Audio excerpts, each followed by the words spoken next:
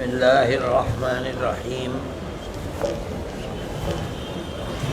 ابھی اس طالب علم نے اس کتاب کی جو تمام عالم میں مشہور ہے، امام بخاری رحمۃ اللہ علیہ کی طرف منسوب ہے، اس کتاب کی آخری حدیث پڑھی ہے، جس کا مطلب ہے کہ یہ طالب علم اور اس کے سب ساتھی جو اس سال حدیث کی متعدد کتابیں اس مدرسے میں پڑھ رہے تھے، وہ سب کے سب حدیث کی ان کتابوں کو اپنے نصاب تعلیمی کے مطابق پورا کر چکے ہیں، اور مدرسے کے نصاب کو 7-8 سال میں انہوں نے قرآن و حدیث سے متعلق اور دوسرے وہ فنون جو قرآن و حدیث کے سمجھنے کے لیے پڑھے جاتے ہیں، ان تمام علوم و فنون سے نصاب کے اعتبار سے فارغ ہو گئے۔ جو لوگ علم کو رکھتے ہیں وہ جانتے ہیں کہ اسلام کی بنیاد قرآن و حدیث کے اوپر ہے۔ قرآن وہ کتاب ہے جو جناب رسول اللہ صلی اللہ علیہ وسلم کے مبارک سینے پر اللہ کے حکم کے مطابق جبرائیل امین لے کر آئے ہیں، اور کم و بیش 23 سال میں وہ مکمل کتاب جناب رسول اللہ صلی اللہ علیہ وسلم کو دی گئی، اور آپ نے اپنی زندگی کے اندر وہ کتاب صحابہ کرام رضوان اللہ علیہم اجمعین کو پڑھا دی، سکھلا دی۔ وَيُعَلِّمُهُمُ الْكِتَابَ، قرآن میں آپ کی صفت بیان کی گئی ہے، بلکہ حضرت ابراہیم علی نبینا وعلیہ الصلاۃ والتسلیم نے نبی کو بھیجنے کی جو غرض و غایت بیان فرمائی تھی، ربنا وابعث فیہم رسولا منہم یتلو علیہم آیاتک ویعلمہم الکتاب والحکمت ویزکیہم۔ یہ وہ مقاصد ہیں جو دعا جد امجد یعنی حضرت ابراہیم علی نبینا علیہ الصلاۃ والتسلیم نے فرمائی تھی۔ آپ فرماتے ہیں کہ ان کی دعا کی برکت ہے، اللہ سے انہوں نے جو مانگا تھا اللہ نے اس کو میری شکل کے اندر پورا فرما دیا۔ جناب رسول اللہ صلی اللہ علیہ وسلم پر یہ کتاب اتری۔ کتاب یہ صرف الفاظ ہی نہیں ہیں، بلکہ الفاظ بھی ہیں، اور اس کے معنی بھی جبرائیل امین لے کر آیا کرتے تھے۔ کتاب کے الفاظ آپ نے صحابہ کرام رضوان اللہ علیہم اجمعین کو دیے، اور اس کے بعد اس کے معانی، مراد خداوندی اور اس کے مفہوم کو آپ نے صحابہ کو سکھلایا، بتلایا، تعلیم دی۔ یہ وہ احادیث ہیں جو در حقیقت قرآن کی وہ تفسیر ہے جس کو اللہ نے جبریل امین کے واسطے سے جناب رسول اللہ صلی اللہ علیہ وسلم کے پاس بھیجا تھا۔ جبریل امین صرف الفاظ ہی لے کر نہیں آتے تھے، بلکہ ان الفاظ کے اندر متکلم کی مراد کیا چھپی ہوئی ہے وہ بھی بتاتے تھے، اور نبی کریم علیہ السلام صحابہ کرام رضوان اللہ علیہم اجمعین کو صرف قرآن کے الفاظ ہی نہیں عنایت فرماتے تھے، بلکہ الفاظ کے ساتھ وہ معانی جو آپ کے پاس جبریل امین کے واسطے سے پہنچے ہیں، وہ معانی بھی نبی کریم علیہ السلام کو بتلا کر جاتے تھے۔ اسی لیے آپ نے کتاب اللہ یعنی قرآن کہتے کسے ہیں اصول فقہ کی کتابوں میں پڑھا ہوگا، نور الانوار میں بھی پڑھا ہوگا، اس کی تعریف کی گئی ہے۔ قرآن کتاب اللہ هو النظم والمعنى جميعا، الفاظ اور معانی دونوں کے مجموعے کا نام جو ان الفاظ کے اندر چھپے ہوئے ہیں، ان دونوں کے مجموعے کا نام قرآن اور کتاب ہے۔ جو معانی ایک تو وہ الفاظ ہیں جو آپ قرآن یعنی کتاب اللہ کے الفاظ جبریل امین سے لیتے ہیں اور انہی الفاظ کو صحابہ کرام رضوان اللہ علیہم اجمعین کو دے دیتے ہیں۔ ان الفاظ کے اندر کوئی تغیر و تبدل نہیں ہو سکتا۔ جبریل امین جن الفاظ کو لے کر آئے ہیں الی یوم القیامہ، وہ اسی طریقے پر موجود رہیں گے اور پڑھے جاتے رہیں گے انشاءاللہ۔ اسی کو وحی متلو کہا جاتا ہے۔ رہ گئے معانی تو اس کو نبی کریم علیہ السلام اپنے الفاظ میں اپنے مخاطب کو سامنے رکھتے ہوئے جو بیان فرماتے ہیں وہ حدیث ہے۔ چونکہ اسلام کی بنیاد اللہ کی کتاب یعنی کتاب اللہ قرآن ہے، اور حدیث اس کی شرح ہے، اور نبی کریم علیہ السلام کا ایک وظیفہ بتایا گیا لِتُبَيِّنَ لِلنَّاسِ مَا نُزِّلَ إِلَيْهِمْ۔ آپ بیان فرماتے ہیں اس کو اپنے الفاظ کے اندر، اپنے مخاطبوں کو دیکھ کر جس طرح کے لوگ ہوتے ہیں اس طرح سے آپ اس کی تشریح فرماتے ہیں۔ صحابہ کرام رضوان اللہ علیہم اجمعین کی خصوصیت یہ ہے کہ انہوں نے بغیر واسطے کے آپ کی زبان مبارک سے کتاب اللہ کے الفاظ بھی لیے ہیں، اور ان الفاظ میں جو مراد خداوندی چھپی ہوئی ہے ان کو بھی آپ کی زبان مبارک سے بغیر کسی واسطے کے لیا ہے۔ یہ سعادت صحابہ کرام رضوان اللہ علیہ مجمعین کے بعد کے کسی طبقے کے آدمی کو حاصل نہیں ہوئی ہے۔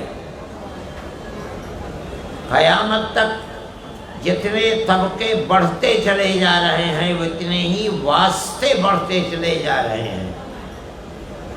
بغیر کسی واسطے کے علوم خداوندی یا علوم نبوت کو لینے والا طبقہ وہی ہے جن کو ہم صحابہ کرام رضوان اللہ علیہم اجمعین کے نام سے پکارتے ہیں اور یاد کرتے ہیں۔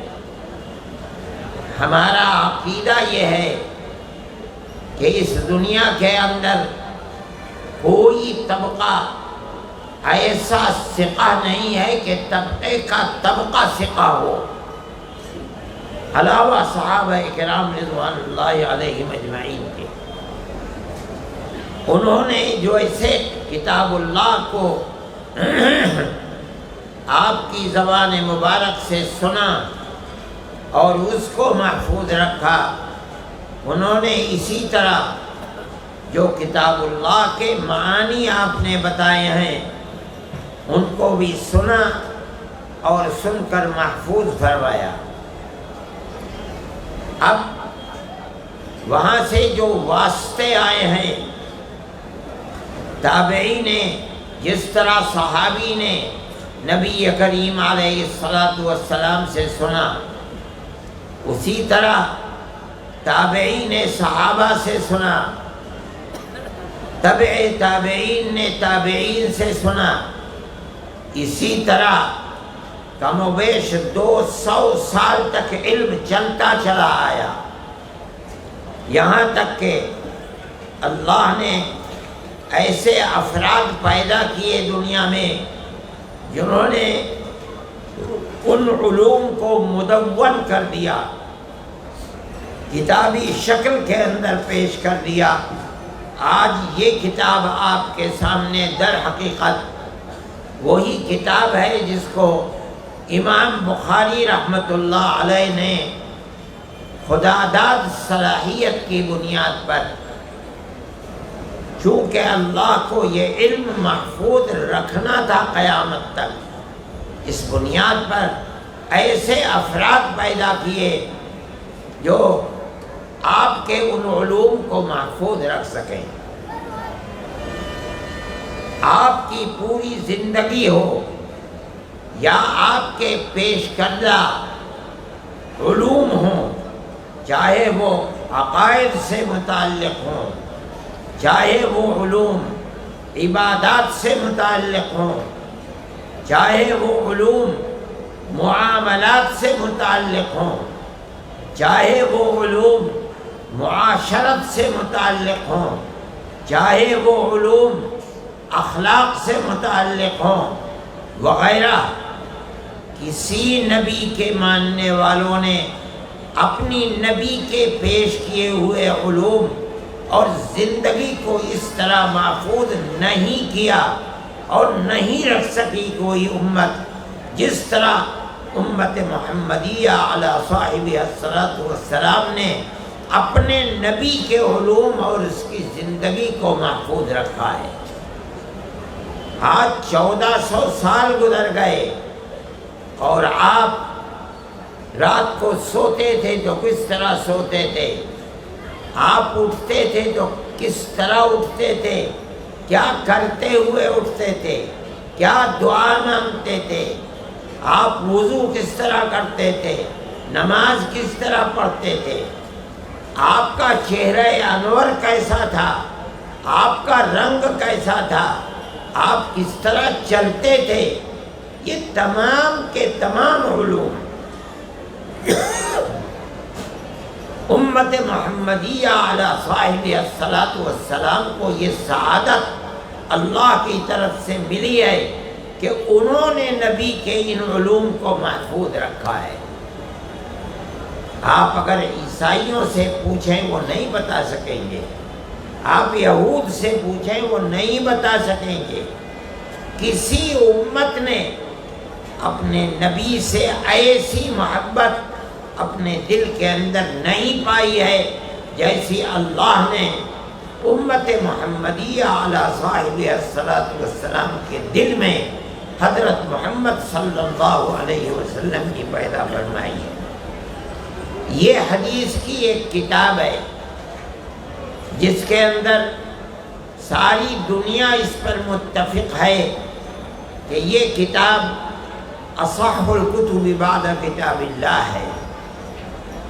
امام بخاری رحمۃ اللہ علیہ نے ایک زمانے تک عرق ریزی کر کے، رات اور دن محنت کر کے، خدا داد صلاحیتوں کی بنیاد پر لاکھوں احادیث کے اندر سے ایک مجموعہ اخذ کیا اور متعین کیا اور اس کو اس کتاب کے اندر جمع کر دیا۔ ساری دنیا میں اہل علم کا اس پر اتفاق ہے کہ یہ کتاب اپنے اندر احادیث کے جس مجموعے کو رکھتی ہے وہ بہترین سے بہترین اور زیادہ سے زیادہ ثقافت رکھنے والا مجموعہ ہے۔ اس کا یہ مطلب نہیں ہے کہ اس کے علاوہ جو دوسری حدیث کی کتابیں ہیں ان کی جمع کی ہوئی روایت صحیح نہیں ہے، جو یہ معنی نکالتا ہے وہ غلط ہے، یہ کوئی نہیں کہتا، لیکن ہاں عام طریقے پر علماء کا کم و بیش 1200 سال سے اس پر اتفاق ہے کہ مجموعے کے اعتبار سے امام بخاری رحمۃ اللہ علیہ کی یہ کتاب دوسری کتابوں سے افضل ہے۔ یہ بڑی سعادت مندی کی بات ہے کہ آپ آج اس کتاب کو مکمل پڑھ کر فارغ ہو رہے ہیں۔ یہاں آج جو آخری روایت پڑھی گئی ہے اس کے اندر امام بخاری رحمۃ اللہ علیہ اللہ کی اس صفت کو، قدرت کو بیان کرنا چاہتے ہیں جو اس نے قرآن کی ایک آیت کے اندر پیش کی ہے، جس میں اللہ فرماتا ہے کہ ہم عدل و انصاف کو ظاہر کرنے کے لیے اپنے عدل و انصاف کو قیامت کے دن جب ساری دنیا جمع ہوگی میدان محشر کے اندر ہم ترازو رکھیں گے اور ہر انسان کے اعمال صالحہ، اچھے عمل اور جو اس نے برے عمل اور گناہ کیے ہیں اور توبہ نہیں کیے، ہم ان گناہوں کو ایک پلے میں اچھے عمل اور دوسرے پلے میں اس کے گناہ رکھ دیں گے، اور اللہ اپنی قدرت کاملہ سے اچھے عمل کو بھی ان میں وزن پیدا فرمائیں گے اور اپنی قدرت کاملہ کی بنیاد پر برے اعمال اور گناہ اس میں بھی وزن پیدا فرمائیں گے۔ قرآن کی آیات سے پتہ چلتا ہے کہ قیامت کے دن فیصلہ اعمال صالحہ اور غیر صالحہ کی گنتی کی بنیاد پر نہیں ہوگا کہ کس نے کتنے عمل اچھے کیے ہیں اور کتنے عمل برے کیے ہیں، بلکہ فیصلہ وزن کے اعتبار سے ہوگا۔ فمن ثقلت موازینہ فہو فی عیشۃ راضیہ ومن خفت موازینہ فامہ ہاویہ۔ وہی اس کو بتا رہے ہیں کہ ہم قیامت کے دن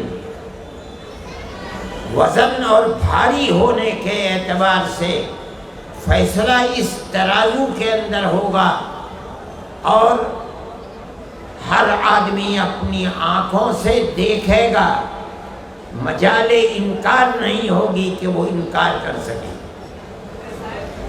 اور اس کا کوئی اچھے سے اچھا عمل اور برے سے برا عمل، چاہے وہ کتنا ہی چھوٹا ہو، غائب نہیں ہوگا بلکہ اس کی آنکھوں کے سامنے آ جائے گا، اور کتاب میں لکھا ہوا ہوگا۔ آدمی دیکھ کر حیرت کرے گا، ما لہذا الکتاب لا یغادر صغیرۃ ولا کبیرۃ الا احصاها ووجدوا ما عملوا حاضرا۔ اسی کو یہاں فرما رہے ہیں کہ ہم ایک ترازو رکھیں گے۔ کیوں رکھیں گے؟ اپنے عدل کو ظاہر کرنے کے لیے۔ لہذا کسی کے اوپر کوئی ظلم نہیں ہوگا کہ دنیا میں کیا تھا اچھا عمل وہاں غائب ہو جائے، دنیا میں کیا تھا برا عمل وہاں سامنے نہ آئے، ہر چیز سامنے پیش کر دی جائے گی۔ صاحب کتاب یہ بتا کر یہ بات ظاہر کرنا چاہتے ہیں کہ اس کے انکار کی کوئی گنجائش نہیں ہے۔ قرآن میں یہ فرمایا گیا اور حدیث کے اندر بتا دیا گیا، دنیا کی ترازو کے اندر گنتی نہیں ہوتی، دنیا کی ترازو کے اندر وزن کو تولا جاتا ہے، یہ دیکھا جاتا ہے کہ ثقیل اور بھاری کون ہے، کدھر ہے، اور خفیف اور ہلکا کدھر ہے۔ ترازو اسی لیے ہوتی ہے، ترازو گننے کے لیے نہیں ہوتی۔ اسی کو حدیث کے اندر بیان فرما رہے ہیں کہ نبی کریم علیہ السلام نے فرمایا کہ وہ دو کلمے جو میدان محشر میں اللہ کو بڑے پسند ہوں گے اور اس کا ثواب سامنے آئے گا، اور وہ دو کلمے جو انتہائی بھاری ہوں گے میزان عمل کے اندر، وہ کلمے یہ کلمے ہیں جن کو سبحان اللہ و بحمدہ سبحان اللہ العظیم کہا گیا ہے۔ پتہ چلا کہ ترازو اس لیے رکھی جائے گی، نبی کریم علیہ السلام جو شارح ہیں قرآن کے وہ فرما رہے ہیں کہ ترازو کے اندر بھاری ہوں گے، اس کا مطلب ہے کہ ترازو رکھی جائے گی، اس ترازو میں تولا جائے گا۔ یہ انسان کی اپنے نصیب کی بات ہے کہ آیا اس ترازو کے پلے کے اندر اعمال صالحہ بھاری ہوتے ہیں یا اعمال غیر صالحہ بھاری ہوتے ہیں۔ صاحب کتاب آخری ابواب میں در حقیقت ان فرق باطلہ کا رد کر رہے ہیں جو لوگ صحابہ کرام رضوان اللہ علیہم اجمعین کے نبی کریم علیہ السلام سے لیے ہوئے علم کو اپنے عقل کی بنیاد کے اوپر اس کی تعویل کرتے ہیں، جو تعویل صحیح نہیں ہے۔ احادیث ان کا رد کرتی ہیں، اس کے باوجود بھی وہ اس پر قائم ہیں عقل کی بنیاد پر۔ ایک طبقہ پیدا ہوا نبی کریم علیہ السلام کے تشریف لے جانے کے بعد، جنہوں نے یہ کہا کہ عمل جو ہم کرتے ہیں یا ہماری زبان جو بول رہی ہے، ہم نے مارا آواز نکلی اور ختم ہو گیا عمل۔ جب یہ عمل اس کا کوئی وجود نہیں ہے تو اس کا وزن کہاں سے ہو جائے گا؟ جب وزن نہیں ہے تو ترازو کا فائدہ کیا ہے؟ ترازو میں تولا کیوں جائے گا؟ اس لیے وہ لوگ یہ کہتے ہیں کہ میزان سے مراد ترازو نہیں ہے، بلکہ میزان بول کر اللہ نے اپنی صفت عدل کو بیان فرمایا ہے کہ ہم قیامت کے دن ترازو رکھیں گے یعنی اپنے عدل و انصاف کو ظاہر کریں گے بس۔ لیکن اہل سنت والجماعت کا یہ عقیدہ نہیں ہے۔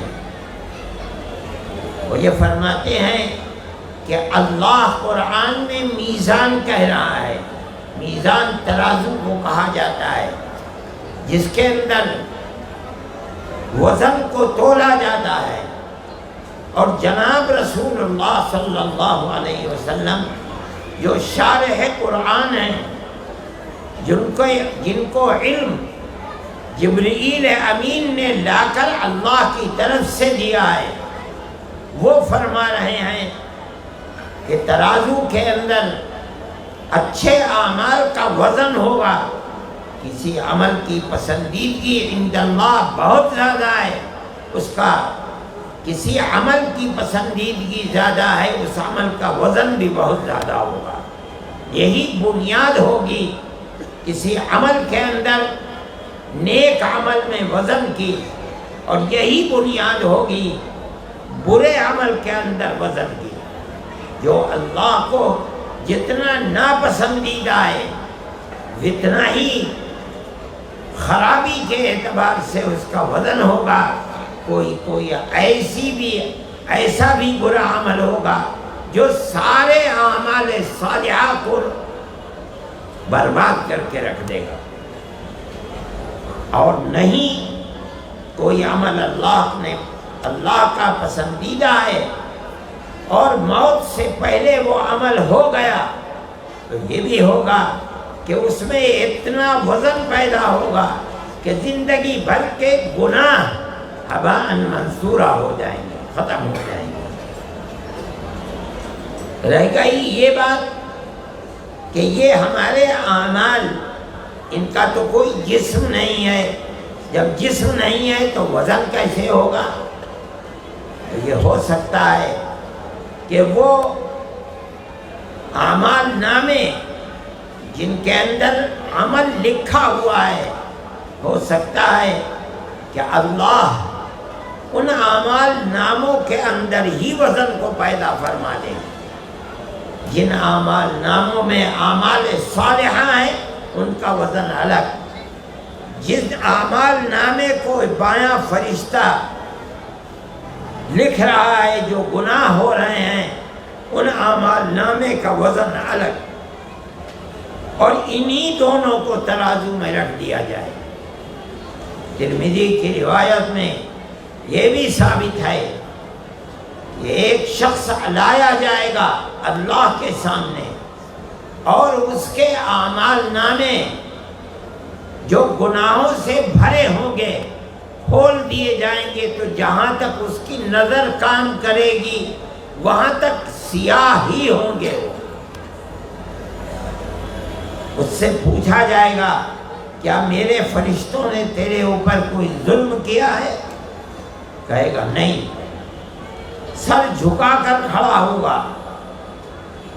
پھر کہا جائے گا کہ نہیں، تیرا ایک عمل ہمارے سامنے ہے، وہ ایک پرچہ ہوگا چھوٹا سا جو کبھی اس کی زبان سے اور دل سے نکلا ہوا ہوگا، اشہد ان لا الہ الا اللہ۔ اس کو کہا جائے گا کہ یہ ہے تیرا ایک عمل، جہاں ترازو میں وزن ہو رہا ہے وہاں جا کر دیکھ۔ وہ کہے گا کہ الہ العالمین، اتنے انبار جو گناہوں سے بھرے ہوئے ہیں، اس کے مقابلے میں اس ایک پرچے کی کیا حقیقت ہے، کیا وزن ہے؟ اللہ فرمائیں گے جا، تیرے اوپر آج ظلم نہیں کیا جائے گا۔ فرماتے ہیں کہ وہ ایک پرچہ جس پر کبھی ایمان کے کلمات جو زبان سے نکلے تھے وہ بھاری ہو جائے گا، اور وہ جو انبار ہے پہاڑ گناہوں کا، وہ سب کا سب ہلکا ہو جائے گا۔ پھر فرماتے ہیں اللہ کے نام سے زیادہ بھاری کوئی نام نہیں ہے۔ یہ بھی صورت ممکن ہے، اور یہ بھی ممکن ہے کہ حدیث میں آپ نے پڑھا ہوگا کہ جب مومن قبر میں جائے گا تو اس کے سامنے ایک بہت خوبصورت صورت آئے گی، جس نے دنیا میں ایسی خوبصورت صورت نہیں دیکھی ہوگی۔ تو یہ پوچھے گا تو کون ہے، تو یہاں کہاں میرے پاس آیا ہے جہاں کوئی مونس اور غمخوار نہیں ہے، تو کہاں سے آیا، کون ہے تو یہ کہے گا انا عملک الصالح، میں تیرے وہ اچھے عمل ہوں جو تو دنیا میں کیا کرتا تھا۔ آج خدا نے تیرے ان اچھے اعمال کو میری صورت دے کر کے تیرے ساتھ قبر میں مونس اور غمخوار بنا کر تیرے ساتھ تیرے پاس بھیجا ہے۔ اور اگر وہ بدکار ہے، مشرک ہے، کافر ہے، تو اس کے سامنے بہت بھیانک صورت جائے گی۔ وہ ڈرے گا، پوچھے گا تو کون ہے، تو وہ بتائے گی انا عملک السیئ۔ تو یہ بھی ہو سکتا ہے کہ اللہ تعالی ہمارے ان اعمال کو، اقوال کو جو فرشتہ لکھ رہا ہے، ہو سکتا ہے میدان محشر میں جب ترازو پر رکھا جائے تو اللہ ان کو ایک صورت عطا فرما دیں اور اس صورت کے اندر وزن پیدا فرما دیں، اور اسی بنیاد کے اوپر وہاں فیصلہ کر دیا جائے کہ اب یہ نامہ اعمال یہاں سے اس کے داہنے ہاتھ میں دیا جائے، یا اگر اعمال غیر صالحہ بھاری ہو گئے تو یہ اس کے بائیں ہاتھ میں دیا جائے۔ یہی فیصلہ ہوگا کہ آیا یہ جنت میں جائے یا یہ جہنم کا کندہ بن کر جائے گا۔ فَأَمَّا مَنْ أُوتِيَ كِتَابَهُ بِيَمِينِهِ، وہ شخص جس کی کتاب اس کے دائنے ہاتھ میں دی گئی ہے، یعنی اس کا وزن اعمال صالحہ کا بھاری ہو گیا، فَهُوَ فِي عِيشَةٍ رَاضِيَةٍ،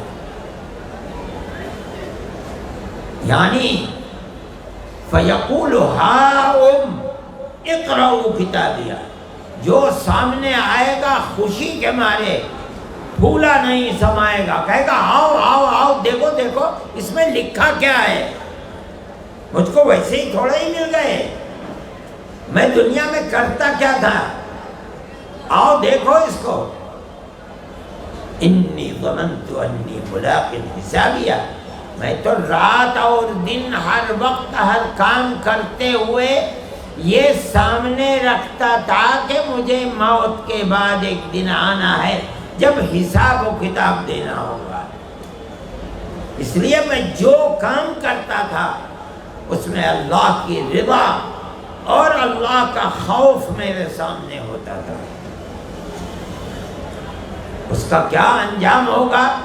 آج اس کا وزن بھاری ہے اور وہ سیدھے جنت کے اندر جائے گا، لیکن وہ جس کا نام اعمال بائیں ہاتھ میں ہے، اس انسان کے لیے حسرت اور یاس کے سوا کچھ نہیں ہوگا۔ فَيَقُولُ يَا لَيْتَنِي لَمْ أُوتَ كِتَابِيَهْ وَلَمْ أَدْرِ مَا حِسَابِيَهْ، بائیں ہاتھ والا کہے گا کاش کہ آج یہ کتاب چوہے نے کھا لی ہوتی، آگ میں جل گئی ہوتی، میرے سامنے یہ کتاب آئی ہی نہ ہوتی، میں نے تو کبھی دنیا میں خیال بھی نہیں ہوا کہ حساب و کتاب ہے کیا چیز۔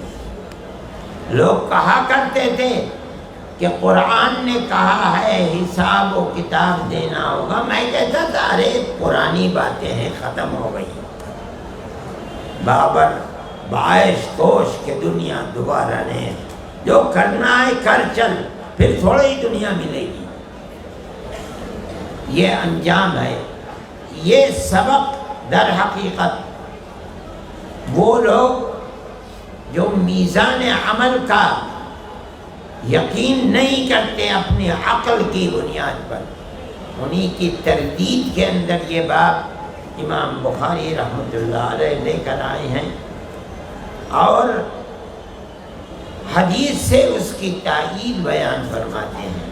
وہ صرف یہی ایک کلمہ ثقیلتان فی المیزان، اور پہلا جملہ جو ہے حبیبتان الی الرحمن، وہ یہ بتا رہا ہے کہ ثقل فی المیزان کے لیے ضروری اور بنیاد ہے کہ وہ اللہ کی پسندیدہ چیز ہو، لہذا اتنا ہی ثقل اس میں پیدا ہو جائے گا اور انسان جنت کا مستحق بن جائے گا۔ اسی کو فرما رہے ہیں، وہ کلمات کیا ہیں؟ سبحان اللہ و بحمدہ، سبحان اللہ العظیم۔ یہ آخری حدیث کا درس تھا۔ حقیقت یہ ہے کہ میں ہمیشہ لوگوں سے کہتا ہوں کہ یہ حق کسی شخص کا نہیں ہے کہ اس کو اس سے بخاری کا آخری سبق پڑھایا جائے۔ جب استاد محترم نے سال بھر جس طرح چڑیا اپنے بچے کی چونچ میں دوسری جگہ سے لاتی ہے اور ڈالتی ہے، اس استاد نے سال بھر آپ کو اس طرح علم سکھلایا، اسی کا یہ حق تھا کہ وہ اس کتاب مبارک کا آخری سبق بھی پڑھا تھا، مگر مجھ جیسا کم علم اور تہیدس نااہل بے بضاعت آدمی حکم دیا گیا، اور میں نے ان کے حکم کی تعمیل کی۔ میں اپنی بے بضاعتی پر شکوہ کروں تو کس سے کروں؟ کوئی سنتا بھی نہیں ہے۔ آپ حضرات کو یہ سعادت میسر ہوئی۔ میں آخری بات کہہ کے اپنی بات کو ختم کرتا ہوں۔ جو آدمی قرآن کی تلاوت کرتا ہے، جتنی کرتا ہے، اس کا تعلق جناب باری تعالی جل شانہ سے اور وہ ذات والا صفات جو اس کے سینے پر قرآن کو اتارا ہے، اس سے تعلق بڑھ جاتا ہے، قائم ہو جاتا ہے۔ اسی وجہ سے اس کو جنت میں پہنچایا جائے گا، شفاعت کا حق دیا جائے گا، اور جنت میں پہنچا کر یہ کہا جائے گا کہ پڑھ، اور جہاں تک جس طرح دنیا میں پڑھتا تھا اور جنت میں اعلیٰ سے اعلیٰ مقام حاصل کرتا رہو، جہاں تیرا قرآن ختم ہوگا وہیں تیرا جنت میں مسکن بنے گا۔ اس لیے کہ یہ چنا ہوا آدمی ہے۔ ثم اورثنا الکتاب الذین اصطفینا من عبادنا، ہم نے منتخب کیا ہے، چنا ہے، ہم نے ان کو اللہ کی کتاب کا وارث بنایا۔ نبی کریم علیہ السلام کے قلب اطہر پر کتاب اتری، تو اس پڑھنے والے کا تعلق دونوں سے قائم ہوا۔ اسی طرح یہ حدیث اس کتاب کی تشریح ہے۔ جو لوگ دنیا کے اندر حدیث کو پڑھتے ہیں، پڑھاتے ہیں، لکھتے ہیں، شرح کرتے ہیں، جس طرح بھی حدیث کے ساتھ اپنا شغل رکھتے ہیں، در حقیقت ان کا رشتہ اور تعلق جناب رسول اللہ صلی اللہ علیہ وسلم سے بڑا مضبوط ہوتا رہتا ہے۔ اب تو آپ روزانہ پڑھتے تھے سبق، لیکن میں یہ کہتا ہوں کہ اس کتاب کے ختم ہونے کے بعد بھی اشتغال بالحدیث چھوٹنا نہیں چاہیے۔ حضرت شاہ ولی اللہ صاحب محدث دہلوی رحمۃ اللہ علیہ کی کتاب ہے فیوض الحرمین، اس میں لکھتے ہیں کہ میں مدینہ منورہ میں نبی کریم علیہ السلام کی مبارک قبر کے پاس میں مراقب ہوا، مراقبہ کیا، تو میرے دل پر یہ ظاہر ہوا کہ آپ کے قبر مبارک سے، یعنی آپ کے سینہ مبارک سے نور کی شعاعیں نکل رہی ہیں، اور دنیا میں جہاں بھی کوئی شخص اشتغال بالحدیث کیے ہوئے ہیں، وہ شعاعیں جو آپ کے مبارک سینے سے نکل رہی ہیں اس کے سینے پر جا کے پیوست ہو رہی ہیں۔ تو بہت بڑی سعادت ہے۔ اس لیے کوشش کیجئے، کرتے رہیے ساری عمر کہ ایک کوئی کتاب مستقل اپنے مطالعے کے اندر رکھیے۔ علماء کا یہ فیصلہ ہے، خیال ہے کہ اس مقصد کو حاصل کرنے کے لیے سب سے بہترین کتاب مشکات شریف ہے۔ بے شمار روایات کو جو دوسرے ائمہ حدیث سندوں کے ساتھ بیان کرتے ہیں، انہوں نے اختصار کے ساتھ بغیر سند کے بیان کیا ہے، اور یہ بتا دیا کہ کس نے اس کو بیان کیا، یعنی تخریج کس نے کی ہے۔ اگر آپ کو پوری سند دیکھنی ہے تو اس کتاب کو اٹھائیے وہاں اور اس کو دیکھ لیجیے۔ اس لیے وہ کتاب مختلف احادیث کے مختلف ابواب سے متعلق احادیث کے ذخیرے کو جمع کرنے والی ہے۔ آپ اگر اس کے حریص بنیں کہ آپ نبی کریم علیہ السلام کی ذات والا صفات سے آپ کا مشغلہ بڑھ جائے، تعلق بڑھ جائے، تو اس کی بہت بہترین شکل ہے کہ مشکات کو ضرور 10 20 25 50 منٹ اپنے مطالعے کے اندر رکھیے۔ اس سے علم میں تازگی بھی پیدا ہوگی، اور خدا کی ذات سے توقع ہے کہ نبی کریم علیہ السلام کی ذات والا صفات سے تعلق بھی ہو جائے گا۔ اس لیے کہ علم حدیث جو نام ہی ہے، ما نسب الی رسول اللہ صلی اللہ علیہ وسلم قولا او فعلا صفتا او تقریرا۔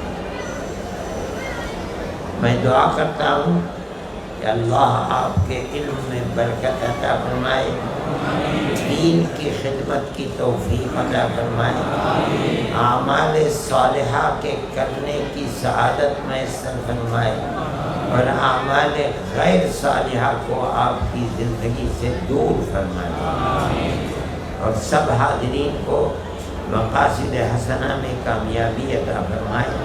وصلی اللہ تعالی علی خیر خلقہ سیدنا محمد وعلی آلہ واصحابہ۔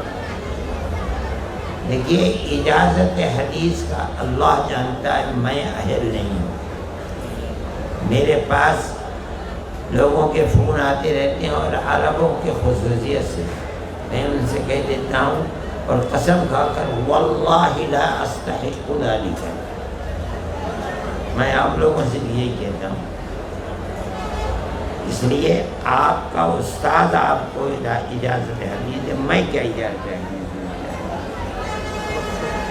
پڑھائیں آپ، اور میں حدیث کی اجازت دوں۔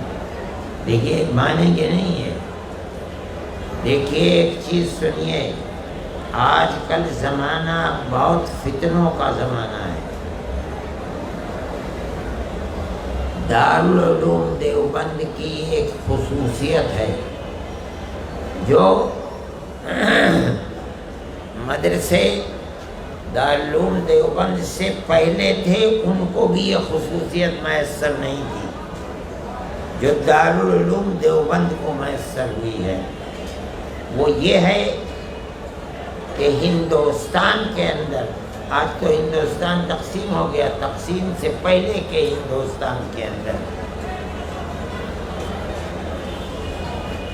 وہ مسلک جو نبی کریم علیہ السلام اور صحابہ کرام رضوان اللہ علیہم اجمعین اور ان کے بعد میں جو اہل سنت والجماعت کا مسلک کہا جاتا تھا، ہندوستان کے اندر علماء دیوبند کی طرف منسوب کیا گیا کہ یہ مسلک دیوبند ہے۔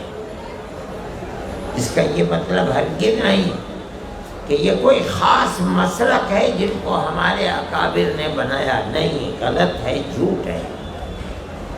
مطلب یہ ہے کہ ہندوستان کے اندر جہاں حق واضح نہیں تھا، لوگوں نے طرح طرح کے عقائد بنا لیے تھے، اور وہ عقیدہ اور وہ مسلک جو صحابہ کرام رضوان اللہ علیہ مجمعین اور تابعین سے ثابت تھا، وہ مکمل طور پر باقی نہیں تھا۔ اللہ نے علماء دیوبند نمبر پہلے مولانا رشید احمد صاحب گنگوئی، اور اس کے بعد مولانا قاسم صاحب نانوتوی، پھر اس کے بعد حضرت شیخ الہند، پھر اس کے بعد حضرت تھانوی، پھر اس کے بعد حضرت مدنی، یہ 5-6 آدمی ہیں جن کو کہا گیا کہ انہوں نے اس مسلک کو مضبوط کیا ہے جو صحابہ اور تابعین متقدمین کا مسلک تھا۔ اب ساری دنیا کے اندر ایسے لوگ جنہوں نے کبھی دیوبند کو دیکھا بھی نہیں ہے، وہ مسلک دیوبند کی رسی کو پکڑے ہوئے ہیں۔ آج کا زمانہ بہت فتنوں کا زمانہ ہے۔ آج تو آدمی 10-5 حدیثیں بھی اپنے صحیح مفہوم و معنی کے اعتبار سے نہیں جانتا، اور وہ کہتا ہے امام ابو حنیفہ کون ہوتے ہیں۔ آج کا زمانہ ایسا ہے، وہ کسی کی تقلید کو یہ سمجھتا ہے میں سب سے بڑا عالم دین ہوں، میں مقتدا ہوں دنیا کا، کسی اور کے اقتدا میں کیوں کروں گا؟ وہ کیا جانتے تھے؟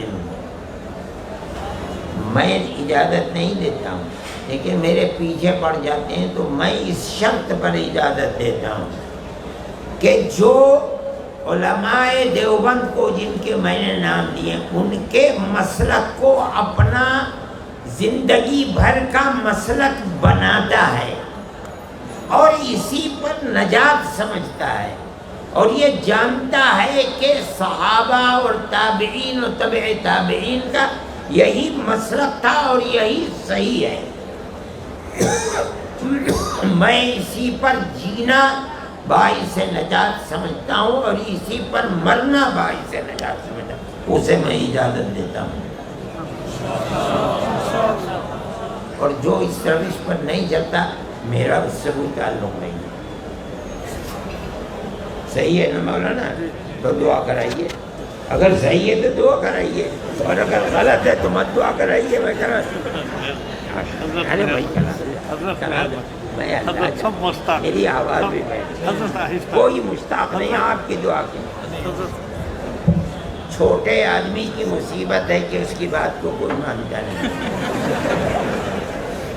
دیکھیے علماء یہ لکھتے ہیں، اور متقدم یعنی ہمارے جو اکابر تھے وہ بھی یہ فرماتے تھے کہ تجربہ اس کا گواہ ہے کہ بخاری کے ختم پر جو دعا کی جاتی ہے تو وہ عند اللہ مقبول ہوتی ہے۔ یہ تجربہ ہے، ہم نے اپنے بزرگوں کو جو اپنی بچپن میں دیکھا ہے تو وہ بخاری کے ختم کے اوپر دعا ہوتی تھی، اور بہت بڑا مجمع ہوا کرتا تھا، اور لوگ مرغ بسمل کی طرح تڑپتے تھے دعاؤں کے اندر، یہ ان کا تصرف تھا، بے ہوش ہو جاتے تھے دعا مانگتے مانگتے۔ یہ اللہ نے ان کی دعا کے اندر برکت رکھی تھی اور تپش تھی یہ ان کی۔